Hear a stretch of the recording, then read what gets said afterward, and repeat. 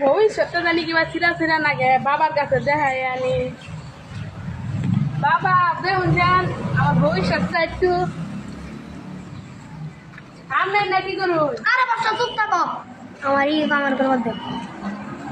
হাতে না হরুনি লাগে আরে বাচ্চা চুপ থাকো তুমি ঘুমাইলে চোখে দেও না সরি খাইলে খিদা লাগে না কই সরি কই যাচ্ছ আমরা তার সময় গেলি যে প্যান্টে সেন করলো হ্যাঁ করি